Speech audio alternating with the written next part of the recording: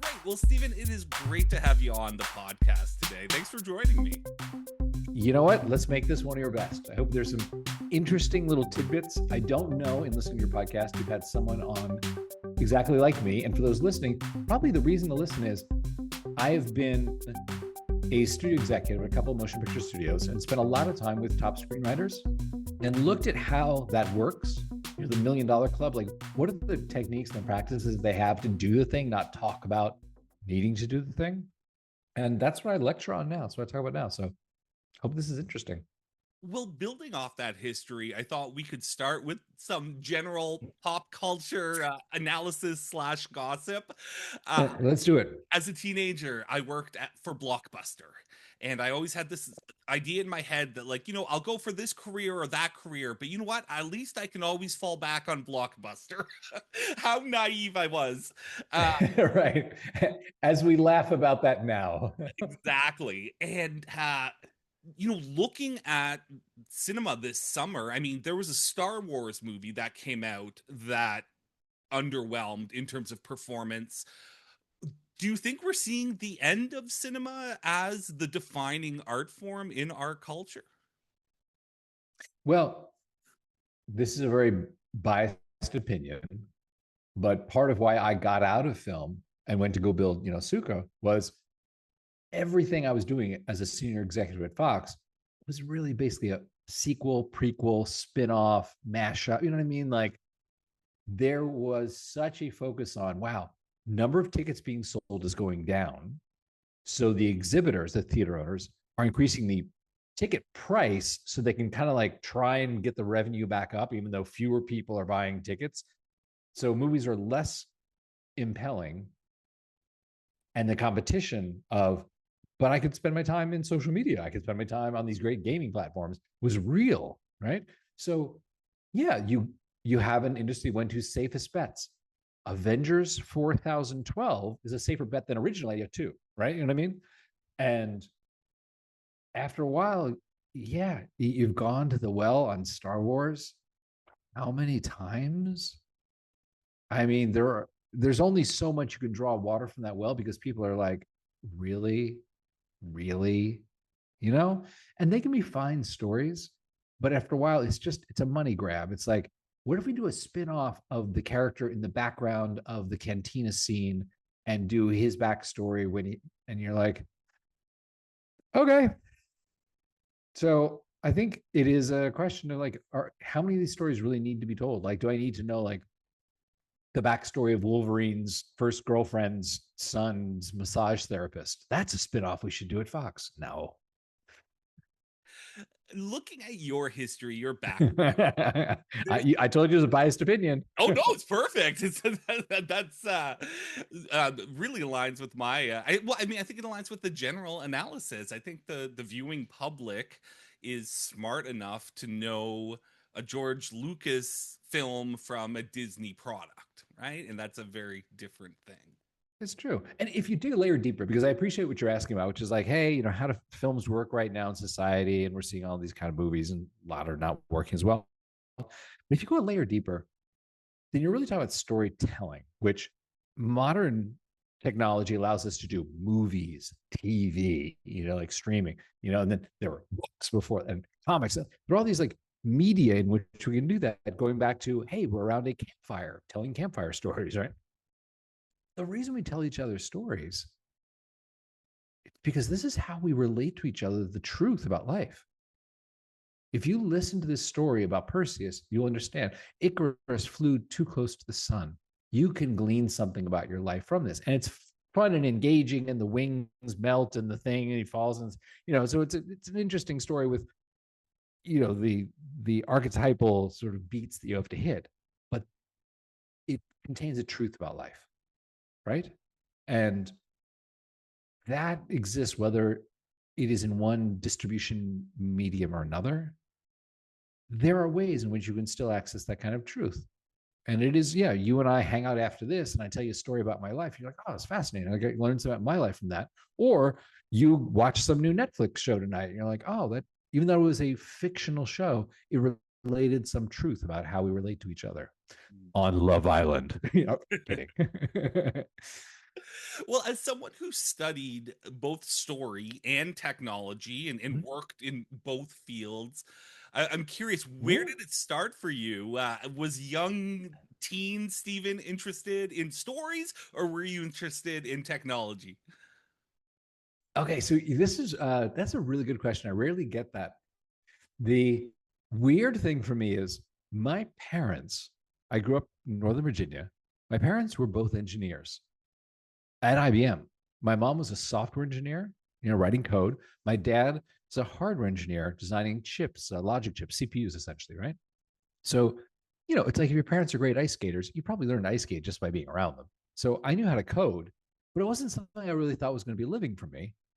When I was in DC, I happened to to audition and became a newscaster on the top rated youth show in the DC Baltimore market.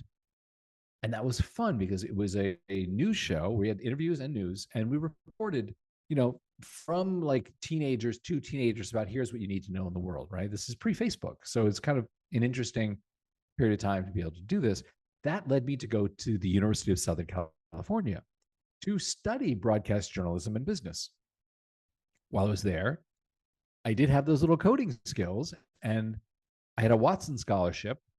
So I made money as a junior software engineer during school. Super cool. Nice to have, pocket change. The lucky break is a lot of my friends who were in the cinema TV school, which is fantastic school at USC, but I was not in cinema TV, right? They gave me exposure to how they thought about film, how they talked about film. Star Wars is so great, and Raiders and stuff like that, right? So I had a great affinity for those, but I was not doing that. I was doing nonfiction. And then film became digital. And I happened to be one of the few people there who could speak creative, but also speak engineer. Mm. And that was a really in demand position. So I got sort of pulled into film ass backwards because of that. It was like, hey, kid, you in the chorus line, you know how to sing, you know how to dance, come here. That basically happened for me. Very lucky break. And I ended up producing the digital effects for about 14 movies, or the titles, including I worked with Jim Cameron on True Lies, with Fincher on Seven, with Mel Gibson on Braveheart, De Palma, a bunch of amazing people to be like in your early 20s and, sitting on set or being in dark post production rooms as they debate how to shoot or edit their movies. And my God, like, could there be a better masterclass? I don't know. I mean, there's some wonderful instructors. I don't mean to demean that, but I mean, for me, suddenly you're like, sitting in a meeting as Cameron's going through department by department, like his color timer's there and the visual effects are there and everybody's there. And he's just talking about what he wants to do in the movie. And you're like, this is amazing to be a fly on the wall for this. So the answer to your question is, I'd always been interested in story, like nonfiction. I thought that was going to be my future. And then suddenly my digital thing pulled me into fictional film. So I did about 14 of these films, was fascinated. And then I thought, what I want is I want to grow up and actually help get these movies made, as opposed to be the guy they call when they have the budget and it's greenlit and they're like, could you make the digital part for us? And that led me, to go on be the executive vice president at DreamWorks for Kurtz Orsi, the vice president at Fox, doing, the Die Hard and Wolverine franchise and stuff like that. I'm wondering, from a leadership perspective, what sort of things Mm-hmm. can you glean from being in the room with someone like Canadian James Cameron?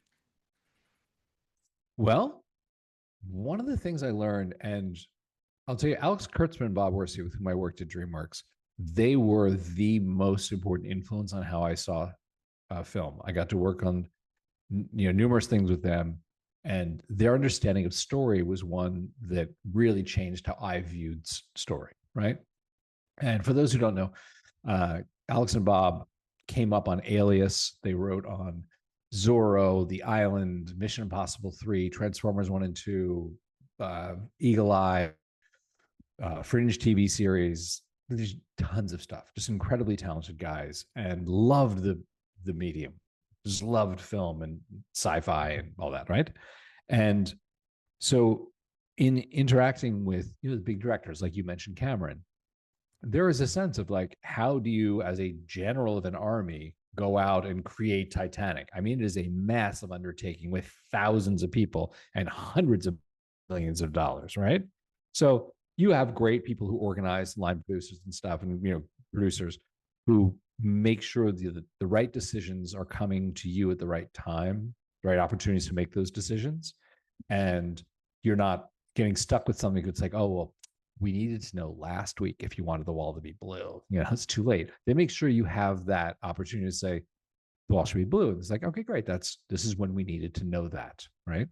And to deal with things that inevitably come up where you're like, oh, that scene really didn't work the way it felt like on the page. It didn't read that way. We're going to need to do something. And you have to be nimble as a producer director to go, okay, well, it's a living art right now. It has not been locked in a final negative roll being printed thousands of times. It's still mutable. And you can be like, okay, this is how we fix that. Right. So that is really like being a general of a huge army. The thing I think was more interesting was seeing how the stories were crafted, like upstream before there is a dollar spent on film or digital, recording equipment. And that really goes back to Alex and Bob. They're the ones who did like the zeros and the ones for me in the Matrix, where you're like, oh shit, I get it now, on just a different level. Both of them are kind of thought of as coming from the J.J. Abrams school of Very much storytelling. so. Like Yeah. Hercules, Xena, Alias, like that was the early progression. Yeah. So, given the trajectory of Abrams' career of late, do you see, like, was there any fault in the sort of mystery box approach to storytelling, or do you think it just depends on execution?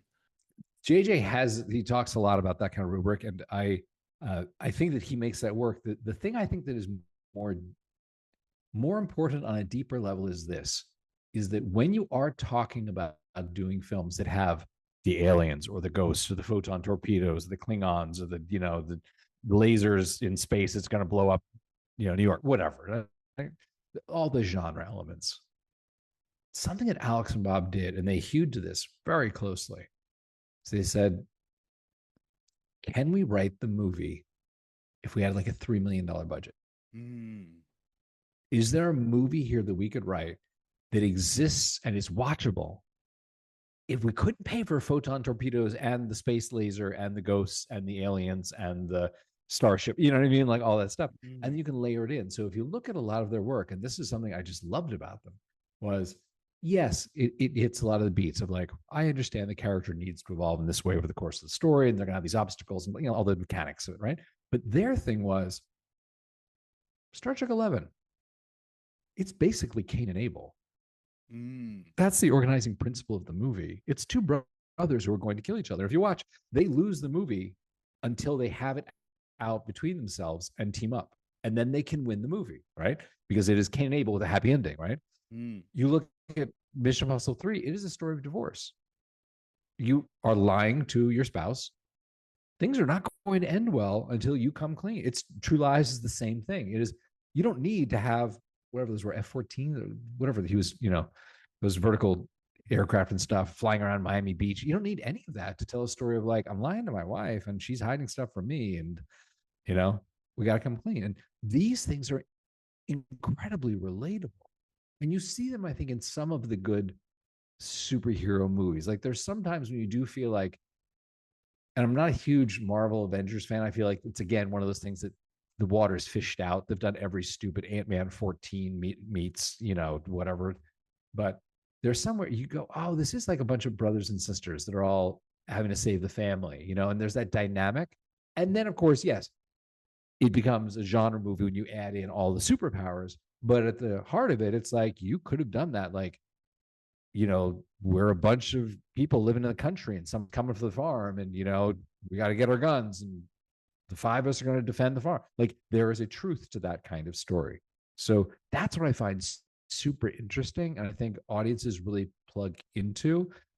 You can talk to smart people like Damon, like JJ, whatever, about their little tricks of like black boxes and how you hide this, and, the reveals and how it's like magic. It's all very true. But that's the part where I'm like, ooh, that's that organizational principle, a way of thinking about the deep heart of the story is where I start. It's so fascinating because you're talking about these filmmakers with hundreds of millions of dollars, but saying, okay, let's strip all that away. What's the core of the story? And Mm-hmm. I work with Yeah. novelists, and so often I'm saying, you have infinite photon torpedoes. Why are you playing small? So it's interesting. It's the opposite I find in novels. It's you have endless costumes. You have as many sets as you want. You can go big. In novels, Right. for some reason, You you want have inner monologue? We got inner monologue to for you, go the buddy. other way. Yeah, yeah, it's interesting. Yeah, but it's wonderful that you understand both those worlds where it's like, yeah, in film you end up with God. In a novel, I would just be able to write that, like, Kevin's really considering this and talk about your inner dialogue. I have to go to film. So then Kevin needs his best friend, Steven, that he's like, Steven, I've really been thinking about, it's like somehow you make that dialogue happen to bring it out.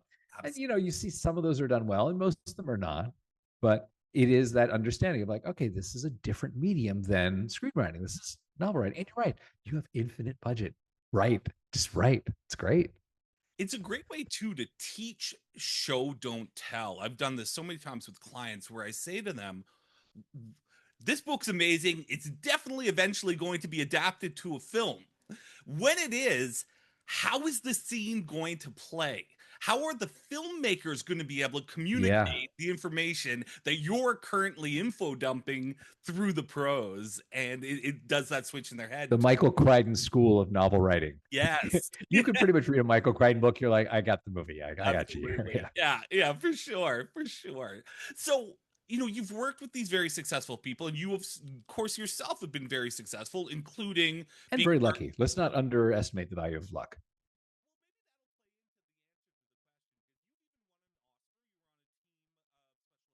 I produced the digital effects of Independence Day, and we won the Academy Award for the visual effects, largest thing. So I'm part of a team that won the Academy Award, which, let's not kid ourselves, it helps your career. Clearly, you and several of the people you've worked with are high performers in your industry. At this point, how do you define high performance? What does that mean to you, having won the Oscar, having worked with everyone? What does high performance mean to you now? Well, let me say something. I don't want to claim I'm a high performer. What I do want to say is I struggle with things that hold me back from the performance of which I'm capable. And I've been really working to solve that as well as share the tools that help me solve it. Mm. And I was on the team that won the Academy Award for Independence Day, which is great. But I mean, that is a lot of people involved. So I don't want to take credit for that. That is a group effort. That is not like the Pulitzer Prize for your book. Here's the thing. I will tell you straight up, and it took me a while to be very honest about this. I procrastinate. It is a problem with things I need to get done. I recognize that. And it's simple manifestations. It's like, hey, Kevin, tomorrow at 9 a.m., I really need to return those couple emails and do write the first chapter of whatever. I need to write that blog post for our blog, right? And at 9:15, I'll still be scrolling the news, kind of 9:30, kind of returning some low priority emails. And it's procrastination. It's what it is, right? And the pain of that does not show up at 9:30 because you still have all day. The pain of that shows up at 6 o'clock where you're like, man, how did I not finish this blog post? And there's awful things I would say to myself. I'll get up really early tomorrow and finish it. Or Laura, you know what? I know we have that dinner tonight with Kevin and his wife. Let's make it short because I'm going to try and like get back and work tonight and finish the stuff I didn't do during, like that's kind of stuff where it's like, no, I'd rather be like, oh, I wrote the thing, I read it, did a little polish on it. I really love it, posted it. Let's go to dinner, right? Great feeling. I wanted that instead of the thing I was doing. And the same thing with distraction. And I'm just super open about this. It's like, my name is Stephen P. I am a distractaholic, like, hello, Stephen, right? For me, it's very often the distraction when I'm frustrated. So if I'm writing a blog post, for example, and I read like the last couple of paragraphs, I'm like, oh, this is cliche. Like this is not expressing or not really. I haven't found the truth of what I'm saying, right? And I get frustrated. That is the moment where I will find my hand reaching for my phone, going, let's just check WhatsApp real quick, see if anyone, replied. You're going to New York next week. Let's see if any of your meetings got set. Oh, let me just real quick open TikTok or open YouTube for a second. And it's never a minute. half an hour goes by, whatever, and it turns into that, oh, where did the day go? Right. Same thing with coding. If I'm coding a feature or something and the build fails a couple times, I get frustrated. My hand has been so trained that there's zero effort dopamine in this little metal, box. Just pick it up or just open Reddit. I should just do some more research and read some. Those things, especially, I had a child last year, which makes your time even more precious, right? If you want to be in your child's life and watch the little rascal grow up, right? It means, yeah, you can't squander your time. So there's the pressure of, I want to do the thing that I can do here while I'm on Earth, as well as I don't want to miss opportunities to see him, stand up and toddle and little things, right?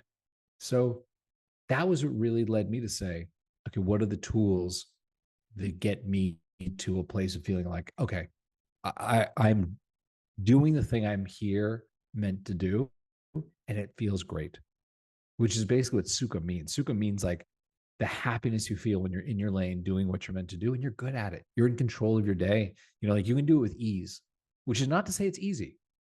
You could watch a great ice skating champion or Michael Jordan play basketball, whatever, and they do it at such a level, it looks easy. It is not easy, but they are doing it with ease because they're good at it, Same thing with like writing a haiku. Like someone can go like, hey man, that's like 17 syllables, big deal. But getting those right 17 may look easy when this person does it, and they're not actually easy. That's what's really important to me, is overcoming like distraction, procrastination, because I have that in spades and it holds me back from where I could be. Well, let's talk about some of those tools that you use and have Yeah. developed. I've heard you use the term dopamine management, which I thought was just fantastic because it really gets to the core. It's not like how to stay off your phone. It's like how to manage the thing that's making you want to be Yeah. on your phone. So tell us a bit about those tools. A couple things just to sort of set the stage for people, right? This idea that there are neurochemicals that we are somewhat understanding. I'm sure in 50 years we'll have a way better understanding, but at least we're at the place of going like, oh, serotonin kind of, dopamine kind of, norepinephrine. Like we're wrestling with our learning every day what these are. Some of them make you feel good. Like there are chemicals we recognize are like, I just fell in love. This is, this chemical is washing through my brain, right? I am scared. This other chemicals, right? So dopamine is something that is a really hot topic in the Valley the past 10, 15 years, right? Where if we can get someone to have a dopamine release when they're using our product, it is going to become addictive. And you can talk about like how foods like chocolate and certain things like help you release these feelings, release these chemicals. So I say this because when you understand that and you go, wow, these huge corporations that make a lot of money off me watching ads, they are attuned to how can we get you associate dopamine with our product? Like, oh, I get this good little rush of like scrolling through my feed. What's the next one going to be? Then you sort of say it's really important. If the $1 trillion company is spending all this money, understand dopamine, I should probably get it for myself. And how do I release it for myself in a healthy way? I'm in love with my wife, girlfriend, boyfriend, husband, partner, whatever. I my child. I wrote a blog post that gives me great joy. Like people are responding to it and sharing it. Like that kind of dopamine. What a great way to reinforce that pathway. So that's really important dopamine. Another thing I want to talk about is flow states. And this is really passionate for me because I discovered this long after college.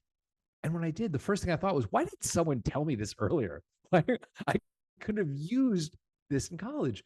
And I know this is a really long speech. Do you want to talk a bit or do you want me to continue? Well, let's get into flow state, but I'd love to hear you Okay. contrast it or not with hustle culture because you've been the lead of 3 startups, I think. You've raised $20 million in venture capital. Mm-hmm. So when I hear all that, I think hustle culture, right? But then I turn on you on YouTube and you're talking about flow states. And so are Mm-hmm. those two different things or do they merge? Well, it's an evolution of understanding. And let's say the best part of hustle culture is the concept that you should hustle. Like you should do something. You should put effort into the thing you believe in to try to create that thing, whether that thing is a business you're creating, whether that thing is, you know, novel, graphic novel, screenplay. Hustle, like don't sit on your ass, right? So there's a very positive aspect of hustle culture. Now I'll tell you, the connotation of hustle culture is, if you're not grinding it out at 2 a.m. by midnight oil and not sleeping and barely eating, you're not really in it to win it, right? And that may not be the healthiest thing. Yes, you can do things if you do that to yourself. There's a finite amount of that you can do before you burn out, before your body shuts down, before, bad things happen to you. The thing that was interesting to me is when I was working with, some of these guys, and at the top action level, it's mainly guys. I like Lita and one other, like Amanda. Like most of these writers are male. So I mean guys, like when you're talking about, Damon, Alex, Bob, Billy Ray, Chris McQuarrie, like a lot of the guys that were writing stuff for me, with me, whatever. Like they've figured out the game. Like they're making 1-2 million a script and they're surviving. And they had developed a way of being highly productive, but also knowing how to manage that output. Like they were still having dinner with their families. They weren't like, I got to stay up until 2 a.m. because it's hustle culture producing, this next draft. And you're like, no, dude, I'll get, the Mission Impossible 18 draft out and we're going to have dinner with my family tonight. And that is an evolution beyond hustle culture. Let's take the best of hustle culture, which is like, hustle, man, do something. Have a goal, pursue it, love it, love your goal, right? But do it in a way that actually is more efficient. Because let me tell you, the work you do between 2 and 3 a.m. is rarely the stuff that doesn't get rewritten. You know what I mean? It's usually like you have some output, code, words on the page, whatever. And it's the stuff you come back to later going like, yeah, that sort of drifted a little bit off the point. Not sure it's going to make the final edit. I'm a father of a teenager now, so I'm a big believer suddenly in the nothing good happens after midnight theory of life. I'm just saying, right? And that for me, a lot of that, I know you touched on flow states, and something I'm passionate about is that relationship between, okay, the best part of hustle is have a goal, put energy towards it, be passionate, love it, do something with your life, right? That's the best part of that. When you couple that with how can I do it in the way that is the most efficient, that yields the greatest success? It's not the stay up all night every night, microdose psilocybin in Silicon Valley if you're a coder. It's not develop an alcoholism habit if you want to be Hemingway. You know what I mean? It's not that. It is, let me be super smart the way like Huberman would do this, or in this case, Chris McQuarrie and David Ayer and Billy Ray and Damon and Alex and Bob, and like guys that have dinner with their families and are making 2 million a script. So to tell a story, when I discovered flow, it was something I did not know the term. I didn't know it was a thing. I was flying from Austin to San Francisco, and the next day I was meeting with my team, and I wanted to mock up in my hacky Figma way, like this idea I had for a feature, just sort of enough that I could present and go like, do we build this? Do we think like we should test this? And then, real designers, real engineers could pick it up. But I had to get it to the point where they could understand what the thing was, right? Not just hand waving. So I'm like, I'm just going to mock this up. I get on the flight. Alaska runs the nonstop from here. And the captain's like, hey, kids, sorry, Wi-Fi's out. See you in San Francisco. We take off. I start working. 15 minutes later, we start descending. I'm like, oh, problem with the aircraft. We're at DFW or some other airport. We're going to swap the equipment and continue on. Okay, it's life, whatever. Look down. 2 hours and 40 minutes have gone by. We're in the Bay Area. We're descending over the bay. I couldn't tell you if the drink cart came by. I couldn't tell you the name of the dude in the seat next to me. But my design was done. I had actually mocked up something. I was like, that's a pretty accurate, hacky version of what this is. And I was prepared. And maybe, Kevin, maybe you've done this. I was prepared for get in the Uber, get a sandwich in the hotel lobby, go up to the room, try and finish this and pass out on the bed, sort of thing. In reality, I got in the Uber, called a buddy of mine. I was like, I have a free night. You want to have dinner, At dinner, I was like, dude, you wouldn't believe this on the flight. I got this whole thing done. I was in the zone. I just, nothing was, and my friend's like, you were in a flow state. I'm like, huh? He's like, you've never how can you consider yourself, what? And he explained this to me. It's like, yeah, there's a neurochemical state you can get into in your brain. It takes a little bit of training, some conditions that you need to sort of set. Music can help, certain distraction blockers, like you have to have a task that you believe is meaningful, things like that. But he's like, you can get there. And it's like a measurable, they put jazz musicians that reported being in flow in an fMRI, and the point in time in which they're like, oh yeah, this is where I feel like I became one with the music. I just lost my sense of self, and I was part of the trio creating this thing as a unit. That's where like their prefrontal cortex activity shuts down, like which is like right behind your forehead, like kind of that sense of self. Like your brain goes, oh, okay, you want to drop in, you want to be in the zone, got it, yeah, we'll do that. He's like, you should read more about this. By the way, try the Brussels sprouts. So that led me to do a lot of research and realize that, since this was named, a bunch of people have written really smart stuff, but it all goes back to the guy who named it. Well, I feel like I got early insight into flow states because as a good Canadian boy, Ooh, I played hockey most of my life and I was a goalie. And there's all these memes or myths or whatever about how weird goalies are and all the strange rituals they do. But true. I'm convinced all of those rituals are about getting into that flow state because as a goalie, you Oh, just have interesting. those games and you're like, nothing's getting by me. I can feel it. And then you also have those games where you're just like, I can't get there. I can't get there. Everything's going Right, you're just not in flow. It's like, yeah. yeah. And so Oh, so interesting. while a hockey game may look like chaos or physical exertion to most people, as a goalie, it's really a mental game. I mean, you're spending a lot of the time at your end of the ice alone, saying, talking to yourself and saying, stay sharp, stay in the zone, find that groove and ride it for the entire game. So when it came to art and I started feeling those same feelings while writing a book or writing a song or whatever it might be, I was like, oh, I know this feeling. This is like the good hockey feeling. This is when you're That is awesome that you had that experience that early on. Now, did you know it was called being in flow or being in a flow state, or was it just the thing like being in no, the I zone or called something? it goalie energy. I love that. Okay. I Well, felt I like hope you bring that to your writing now. any given hockey game, there was only so much goalie energy on the ice, and you're like in a battle with the other goalie to get all the good goalie energy. But you know, as I That is fascinating. as I expanded beyond the hockey rink, yeah, I did become familiar with the term, and I know you're a fan of Cal Newport's stuff, and I mean I think Deep Work is a book Oh, yeah. every writer should read. So I certainly became familiar with it. That is so true. It's funny. My wife was a D1 ice hockey player in college in the Oh ECAC, wow! and her her description of her hockey experience I would not characterize as being in flow. But tonight over dinner, I'm going to ask her more about that. I've never really dove in too far. Yeah, well, I Yeah, mean, interesting. Not so. Sports though are definitely a place where people talk about being like that famous Michael Jordan quote about being in the zone. When I'm in the zone, it's me and the ball and like things like that. Like there is a state where you just are in the groove. Like you become one with the sport you're playing and you are performing at that level. And that is super cool. And it's also true. Like there's that great Picasso quote when he was, I think, creating Guernica, if I have this right.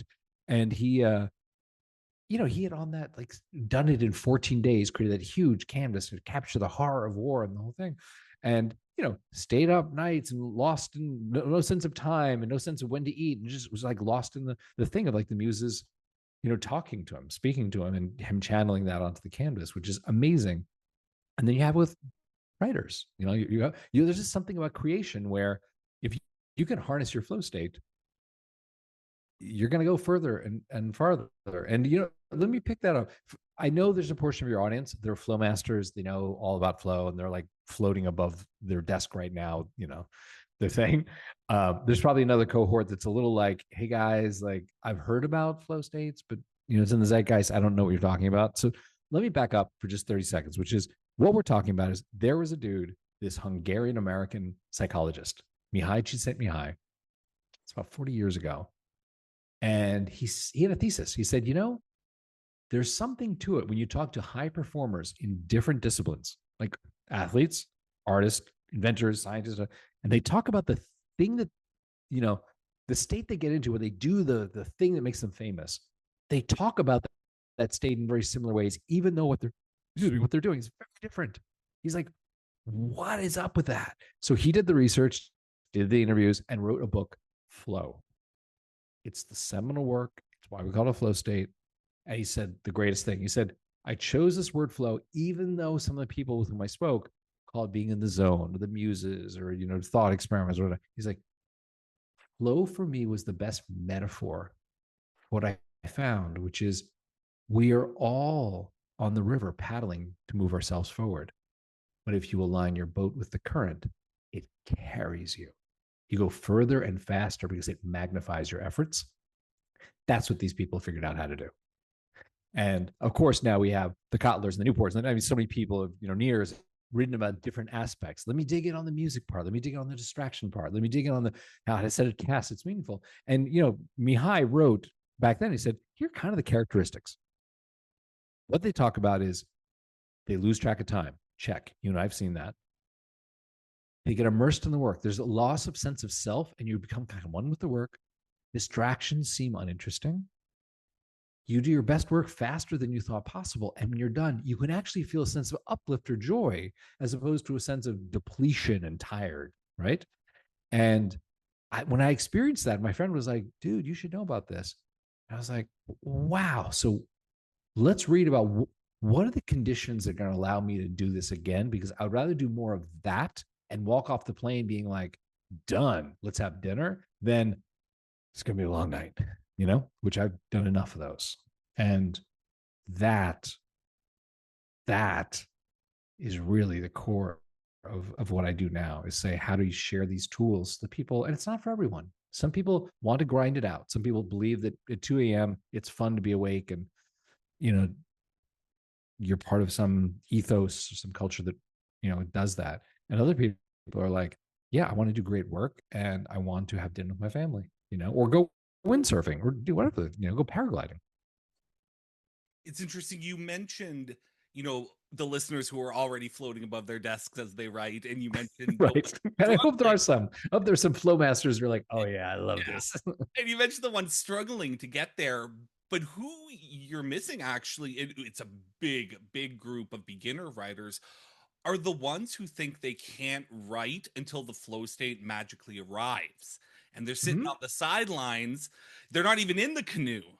Right. And so Right. what I have found, and I'd love to hear your thoughts on this, is you have to do the work with intention.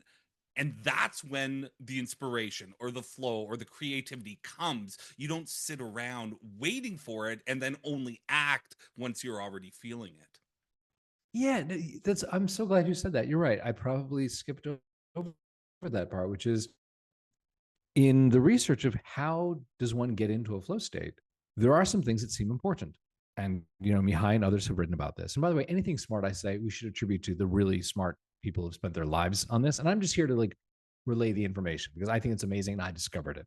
So there is that sense of you need to have something meaningful that you can work on, something achievable, right? So it is not I want to write my novel, because you're not going to do that today. You're not going to get into flow with a 3-month goal or something, right? You're going to say, hey, I want to outline chapter 1. I have an idea where my character needs to begin. I'm going to write the character Bible for my, character.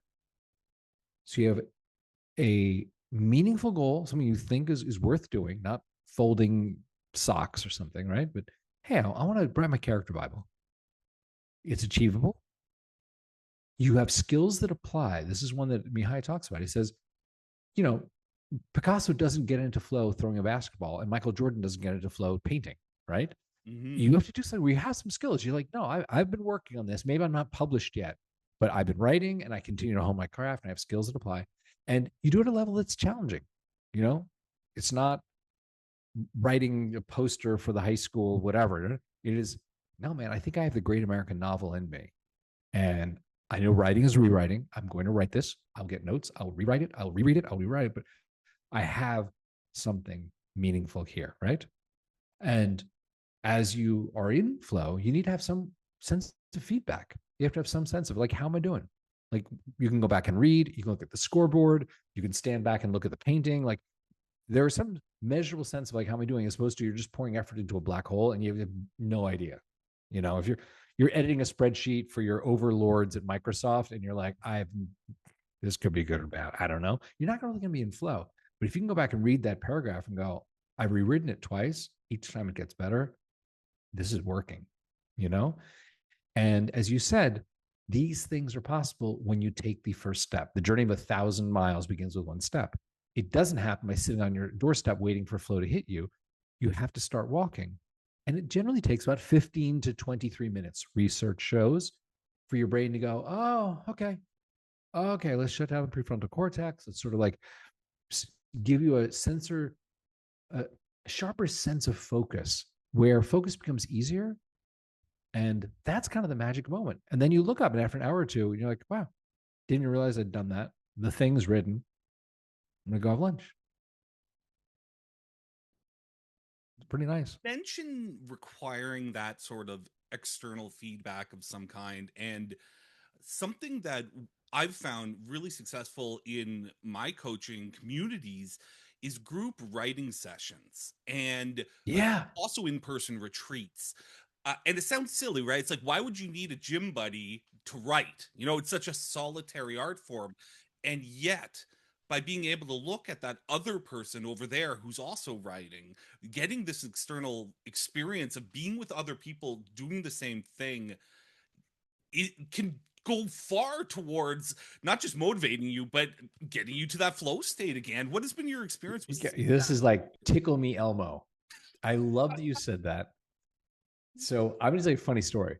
When I was a development executive, which means reading a lot of stuff, you're submitted manuscripts, treatments, comic books to adapt, novels to adapt, screenplays to option. Like, you have a lot of reading. So Sony, DreamWorks, Fox for me was like 8 weekends. You always had this looming pile of stuff to read. I could read that at home. I had a beautiful condo in West Hollywood. I could do that. But right across from the Directors Guild on Sunset in West Hollywood, just west of Fairfax, there's a Coffee Bean and Tea Leaf. It's kind of known as like a writer's clubhouse. You go there, rooms full of people on their laptops writing away. I would go there to read, even though I'm not a writer. Mm. Because there's something about being in the energy of that room. And it wasn't like a super social thing. It wasn't like everyone's like, oh, Kevin, how's your thing going? Oh, Steven, so happy to see you here. It wasn't that. It was, you walked in there, everyone's kind of writing. In the corner is like the weird old guy who's like writing 3 Marvel scripts this year. He's like, he established himself and he still comes here because this is his practice from his 20s, right? So you got him and you got like the 2 girls from Iowa who just got off the bus yesterday next to at the communal table writing, hunting and pecking their first TV pilot spec. Some are going to make it, some are not, but they're all in the energy of trying to do something great. And that was infectious to me. That really helped me get through my stuff. So when we're building Sukha, which is another flow state website I built, helps people get into flow, there's a moment where I was like, there should be some sort of a community experience. Like I know so many of the members in a one-on-one way because they talk to me, but they have no sense that there are all these other people in Sukha right now also writing, also coding, also designing. All right. So I talked to a couple members. I was like, emailed a couple people, can I bounce this idea off you? And I was like, would this be the most distracting thing ever if there was like a sense of the group? Right? Because right now everyone's playing a single player game. Like everyone's playing Pac-Man or something. They have no idea there's another Pac-Man in the arcade. What if we were all playing like a multiplayer game and you could check in with people? A couple people are like, I don't know, maybe it sounds kind of cool. I don't know. There's one woman who made it my mind. I'll tell you exactly what she said because it burned itself in my consciousness. This is almost verbatim. This is like not even paraphrased. This is so close to what she said. She said, Steven, she just cut me off. She's like, listen, I can go to the Nike store and buy a pair of shoes. They will sell me a left shoe, a right shoe. I put them on my feet. I can run. They work great. There is a reason why 100 million people belong to the Nike Run Club because together you run further and you run faster. And the days you suck, you don't think you want to run, your friends come by and they're like, come on, man, let's do this. And you do it and it feels great. And the day one of your friends sucks and is on the sofa and you go by, you're like, come on, Kev, let's do this.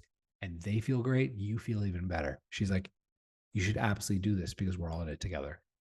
And I totally agree with you about that. And she made up my mind.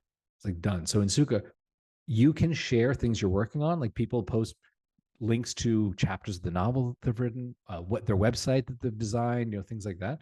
And other people can see it. And it's just a sense of like, oh man, I'm in a community of people trying to do something with their lives. And that I think is inspiring. It inspires me. It's the first thing I open in the morning. I just want to see like, oh, who did what last night, Well, let's tell the listeners a little more about Sukha. What is it? How does it work?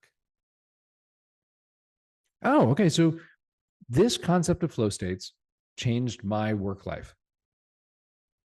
As I said, I wrestle with procrastination, distraction. It's just a thing. I'm human like everybody else. And once I realized, oh, I could really have a very productive morning. And then my afternoon can be, doing podcasts or doing whatever, talking to people. I was like, okay, so these tools that people set out, let's look at all these focus apps that are out there. There's some that'll help me. And there are some great focus apps that play music. Oh, that's cool. There's someone that, lock your phone, stay off your phone. Your phone is locked for 90 minutes, whatever. Right? Cool. I kind of felt like it's being treated like a child, but it's effective. You can't touch your phone. And there are some things, distraction blockers, phone lockers, music things, timers, Pomodoro timers. I played with a lot of them. And some were better than others, but none of them actually got me into a flow state. They're all just like little ingredients. It was like, I want a cake.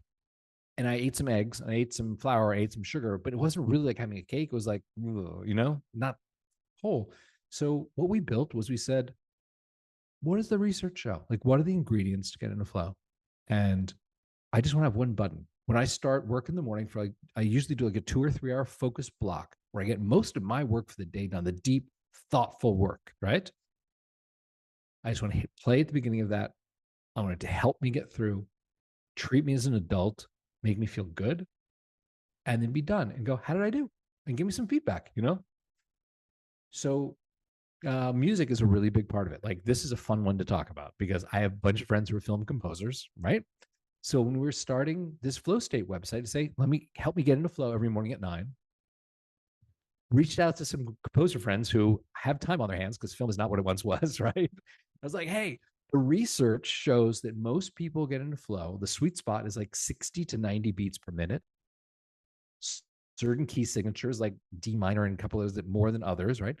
Long melodic passages with no vocals, that repeat and loop sort of thing. And could you write that? So I got hundreds of hours of original music, these like 10, 20, 30-minute long tracks, and organize them into playlists. So here, this is kind of like some lo-fi stuff. Here's some upbeat, here's some down tempo, what do you want? And I had some learnings here. This is a little bit of like, oh, Mr. Puri, there's things you should know. So one of the things was this. A buddy of mine, Julian, who does the sound for a bunch of the Star Wars games, like through LucasArts, he's a sound mixer. He called me up. He's like, hey, man, I just got back from Nepal. I was like, that's kind of cool. Why? Son, I guess, did very well in high school, graduated, got into good college. And he, for his graduation present, was like, where would you like to go? And the son's like, Nepal. So he was like, so I just took him to Nepal. And he said, the reason I'm calling you is one day when we were there, it poured rain in Kathmandu. Couldn't even leave, right? And it was this lush, warm, delicious rain. And I had some of my recording equipment there. So I was like, let me record this. Who knows? So he's like, I got back. I'm not really going to use this in a Star Wars game. Don't know what to do with it, but I think it's cool. And I remembered you have your Flow State app. Do you want it? I'll give it to you for free. And I was like, free is a good price. Okay, cool. So we quietly put a playlist in the middle of the other playlist called Himalayan Dream Rain. Just slipped it in. Can I tell you, it became the third most popular playlist in our entire catalog with no promotion, with no music. And I was like, WTF? We paid all this money and my friends to do all this custom music, and rain is like a huge hit. I was like, huh? So, you probably figured out me. Email some people I saw listening to it. Run the platform. I know people's email addresses. I was like, hey, do you mind chatting for a minute? I'd just love to understand why rain is a big hit for you. And people, if you boil it down, all said the same thing. If you were to boil it to one sentence, they said, oh, listening to rain triggers me back to a period of time in my life when I had to study and stay inside and work hard. I was raised by my grandmother in Georgia. It would always rain around finals time. My family had a lake house where we'd go at spring break and I would be studying for fun. And it was that thing of like, oh, so there's a mental trigger that says, oh, rain, got it. We're inside. We're working. We're doing the thing. Got to focus. It's like, that's fascinating. So what did I do?